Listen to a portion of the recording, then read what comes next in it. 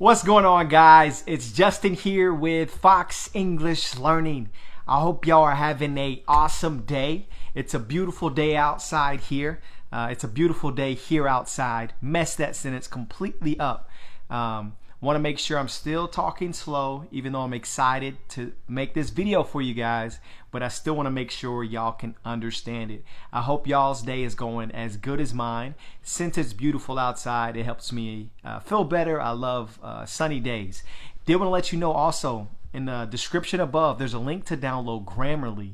And what Grammarly is a keyboard on your phone. So when you're typing and you're typing in English, it's actually going to help correct you and tell you what sentences to use, why you shouldn't use that. It actually helps teach you English. So if you guys haven't, make sure you click the link above, download that on your phone. I recommend it for all my students. It's free, but it's just going to help improve your English. And what we're going to talk about today is the simple past. I don't know if you guys can see that, but it's the simple past. We're going to talk about the simple past tense, what that means, how to use it, and then how to use it in some other situations besides just a typical sentence. So the simple past refers to an action or something that was done in the past and completed in the past. So it was started and it finished, and typically it's just kind of not a huge event that lasted all these years. It's just a simple something like that. So I'll give you an example. Yesterday I played basketball. Yesterday I played basketball. So that's a single event that took place in the past and it ended in the past. That's what's super important about the simple past tense, is that you understand is that it was started and completed in the past. If the event's still going on or if the action is still taking place, that is no longer the simple past. So typically when you're using the simple past form, most verbs you're just going to add on to the end ed. So the verb play, which I was talking about basketball. To talk about that in the simple past, all I did was add ed onto the end of it. Yesterday I played basketball. And that's what's super important when understanding simple past, is just by adding that simple ed. Now, not all verbs do that, but most of them do. So as long as you know that, 80% of the time you're going to say the verb correctly. Some verbs that don't use that are like the verb hit. When you talk about hit, whether it's talking about in the future, whether it's talking about in the past or now, it still would be hit. Now you could say hitting, which is a present tense kind of verb, but if you're talking about the past, you're going to say hit, not hitted. Or if you're talking about in the future, it's going to be hit and not hitting, or however you want to do it. It's still going to be hit. But as long as you know that you add ed onto the add ed onto the end of most verbs, like enjoy, to talk about that in the simple past is going to be enjoyed. If you talk about work, you talk about that in the simple past is going to be worked. So work plus ed. Typically that's how it's going to be. So I just want to make sure you guys know that. Okay, to talk about the simple past, I'm going to need to add ed onto the verb. Now if it's wrong, it's better to get corrected with it than without it, because typically you're going to use ed on it.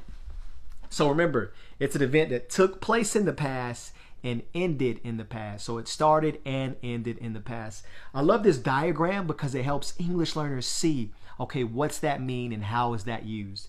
That's why I put that X right here to let you know that's when it's talking about simple past, something that's not happening now, it's not happening in the future, it happened in the past. And remember, typically with most verbs, you're going to add ed on to the end of it. Now, what if you want to ask a question in the simple past?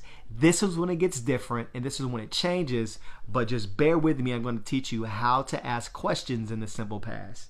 So it's simply going to be, for most times, not all of them, it's going to be did plus the subject plus the root form of the verb. Now that's important. When you're asking questions, you're not going to be adding ed onto the end of the verb.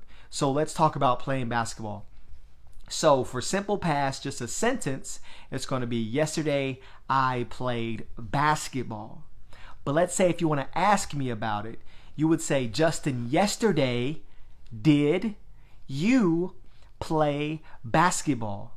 So there is your Subject, you said, whoo, dropped it. You said, did you play basketball? So you see how there's no ed on the end of it. So when you're asking a question in the simple past, remember, it's going to be did plus the subject plus the root verb typically. Now, if it's a little different, that's okay, but typically that's how it's going to be. So review that real quick. So if you want to say a sentence in the simple past would be, yesterday I played basketball. But if you want to ask a question in the simple past tense would be, did you play basketball yesterday? Okay.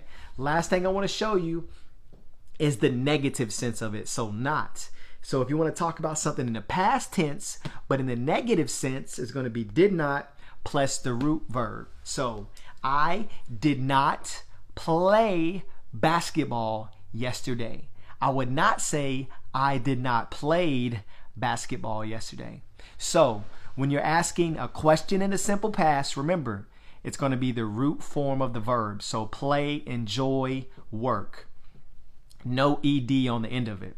But if you're saying a sentence in the past, the simple past tense, guess what? That's when you're going to add an ed on the end of it. But when you're talking about in the negative sense or when you're asking a question, you do not do that. So that's how the simple past works. There's a few other things with it, but if you guys can grab hold of that and teach that and understand it, you will have a great grasp. What that means is you will have the great ability to use the simple past correctly. I hope you guys are having a wonderful day, and if you didn't, make sure you download that Grammarly app above because that's going to help you learn English. And again, it's free. You know, I'm not trying to sell you guys something. It's 100% free, so download that, use that on your phone. But have a great day and have fun learning English.